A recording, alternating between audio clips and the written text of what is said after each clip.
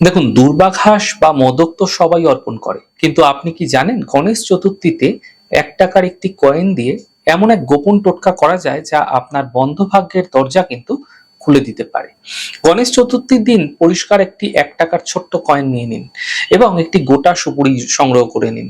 কিছুটা খাঁটি চামেলির তেল এবং সামান্য আপনারা সিঁদুর একসাথে মিশ্রণ করে কয়েনটির উপরে একটি স্বস্তিক চিহ্ন অঙ্কন করুন সুন্দর করে, এবং সুপুরিটির গায়ে সামান্য সিঁদুর মাখিয়ে দিন এবং সামান্য মৌলি সুতো দিয়ে আপনারা ৭ পাক আপনারা কয়েনটির গায়ে কিন্তু পেঁচিয়ে দিন। হলুদ এবং লালের যে মৌলি সুতো হয় সেই সুতো দ্বারা আপনারা সুপুরির মধ্যেও কিন্তু এমন ভাবে পেঁচাবেন যেন সুপুরিটি বাইরে থেকে দেখা না যায়।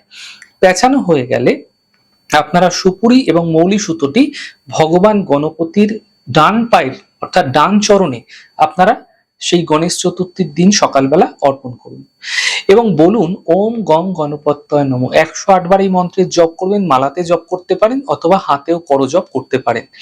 বলা হয়ে গেলে আপনাদের যেরকম সাধ্যমতো পুজো হয় সমস্ত পুজো হয়ে গেলে কয়েনটি এবং সুপারিটি আশীর্বাদ হিসাবে কিন্তু তুলে নিয়ে নিজের লকার বা ক্যাশ বাক্সে ভালো একটি রেশমি বা লাল কাপড়ে মুড়ে আপনারা কিন্তু রেখে দিন। এটি আপনার ঘরে ধন সম্পদ আকর্ষণ করার এক অলৌকিক চুম্বক হিসাবে কিন্তু কাজ করবে। করে দেখুন, এই উপায়টি গণেশ চতুর্থীর দিন জীবনে অমূল পরিবর্তনের সূচনা হবে এবং আপনার স্বজনদের সঙ্গেও কিন্তু ভিডিওটি শেয়ার করুন। শুভ হবে আপনাদের।